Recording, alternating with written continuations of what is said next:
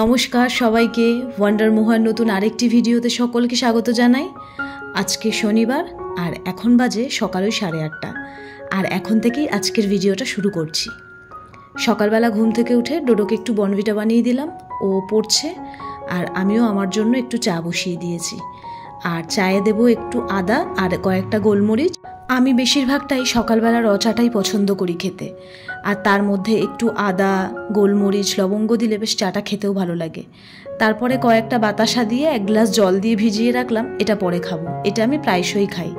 ঠাকুরকে যে বাতাসা দেওয়া হয় সেই বাতাসাগুলো আমি এইভাবে জল দিয়ে ভিজিয়ে খেয়ে নিই। আর এইদিকে আমার চাও হয়ে গেছে। সকাল সকাল ঘুম থেকে উঠে ঘরের সমস্ত কাজ সেরে স্নান করে পুজোটাও সেরে নিয়েছি। অর্ধেক কাজ বলতে গেলে হয়েই গেছে। আর আজকে রান্নারও সেরকম ঝামেলা নেই, তাই ভেবেছি আজকে একটা রুম ক্লিন করব।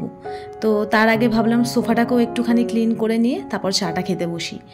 চাটা আমার সব থেকে ভালো লাগে এই জায়গাটা বসেই খেতে, কারণ এই জানলাটার বাইরেই না দুটো কৃষ্ণচূড়া ফুলের গাছ আছে, একটা লাল আর একটা হলুদ।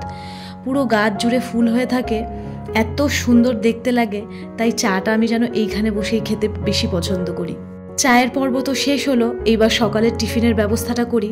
আর আজকে টিফিন বলতে, যেহেতু শনিবার নিরামিষ, অজয় আর ডোডো দুজনে মিষ্টির দোকান থেকে কচুরি এনে খেয়ে নিয়েছে। আমি খাবো না, তাই আমি আজকে খাবো ভেবেছি হচ্ছে চিড়ে, দই চিড়ে খাবো। আসলে এতই গরম পড়েছে না, তাই কোনো তরকারি রুটি কচুরি কিছুই খেতে ইচ্ছা করছে না। আমি বেশিরভাগটাই ওই সাবু খাচ্ছি, নয় মুড়ি খাচ্ছি। আজকে যেমন দই চিড়ে খাবো, তো কলা আনিয়েছিলাম, কলাটাকেও কেটে নিচ্ছি। আর ওই 2-3টে মতন আমন্ড বাদাম ভিজিয়ে রেখেছিলাম, সেটাকেও কেটে নিচ্ছি। আর ছিল কয়েক টুকরো আপেল, 1 টুকরো ছিল, সেটাকে আমি কয়েক টুকরো করে কেটে নিলাম। তো ভেজানো চিড়েটার মধ্যে একটু গুঁড়ো দুধ দিলাম, একটু চিনি আর টক দই, বেশ অনেকটাই টক দই দেবো, কারণ দই চিড়ের মধ্যে তো একটু টক দইটা বেশি না হলে বেশ মাখো মাখো ব্যাপারটা হয় না। তারপরে বেশ খানিকটা চিনি দিয়ে এবার এটাকে খুব ভালোভাবে মাখবো। আর এর মধ্যে কলাগুলোও দিয়ে দেবো। শুধু কলা দিয়ে আগে ভালো করে মাখবো, এখন ফল দেব না, কারণ একটু শ্বশুরকে পাঠাবো নিচে দোকানে। আর শ্বশুরের তো দাঁতের অবস্থাটা একদমই ভালো নেই, উনি কোনো শক্ত জিনিস একদমই খেতে পারেন না। তাই ওনাকে শুধু কলা দিয়ে মেখে দিলাম। এরপর আমি এর মধ্যে আপেল আর বাদামগুলো মিশিয়ে নিলাম। দাঁড়ান, ডোডোকে একটু পাঠাই নিচে। ও নিচেই, যেহেতু আমার ফ্ল্যাটের নিচেই আমার শ্বশুরের দোকান, ও গিয়ে আগে শ্বশুরকে দিয়ে আসুক, কারণ টাটকা মাখা তো খেতে ভালো লাগবে। পরে দই দিয়ে জল ছেড়ে দিলে একদম আর সেই জিনিসটা খেতে ভালো লাগবে না। তো ওকে নিচে পাঠিয়ে দিলাম। আর এইবার আমিও খেয়ে নিই। কালকেই ঠিক করে রেখেছিলাম জানেন তো, যে আজকে তো রান্নার চাপটা কম আছে, তাই একটা ঘর খুব ভালোভাবে ক্লিন করব। তো সেই রীতিমতনই সকাল থেকে সেইভাবেই প্রিপারেশান নিয়েছি। তো আমি এখন চটপট করে খেয়ে নিয়ে, এর মধ্যে আবার দেখলাম যে বাইরে কয়েক ফোঁটা বৃষ্টি শুরু হয়ে গেছে। তো আমার বাইরে এখানে 2-একটা জামা কাপড় ছিল, তারপরে আমসত্ত্বটাও রৌদ্রে দিয়েছিলাম, তাই ভাবলাম এগুলোকে তুলে নিই। কি সুন্দর কালারটা হয়েছে দেখুন। তো এগুলোকে আগে ঘরে রেখে আসি। আর এই যে গাছগুলো দেখছেন, এগুলো সেদিনকে আনা হয়েছে নার্সারি থেকে। এর ব্লগটাও আমি আপনাদের সাথে শেয়ার করব। তো দুটোই এনেছি। বিভিন্ন ধরনের কালার আনার ইচ্ছা ছিল, তো সেরকম পছন্দ হয়নি। যাই হোক, ব্রেকফাস্টে কয়েকটা বাসন ছিল, ভাবলাম মেজে নিয়ে সাথে সাথে কাজটা সেরে রাখি, নইলেই এক গাদা বাসন বেসিনে পুরো ভর্তি হয়ে যাবে, যেটা আমার একদমই ভালো লাগে না। তো ভাতটা আমি বসিয়ে দিলাম, যেহেতু আজকে একটু পান্তা খাবো, তাই একটু সকাল সকালই ভাতটা বসিয়ে দিলাম, দিয়ে চলে এলাম রুমে। এই রুমটা আজকে খুব ভালোভাবে ক্লিন করব বলে সকালবেলা ওরা দুজনে ঘুম থেকে উঠে যাওয়ার পরে এই রুমে আর আমি আসিনি। ভাবলাম একেবারে যখন রুমটা ক্লিন করতে যাব তখনই সমস্ত কিছু ঠিকঠাক করে নেব।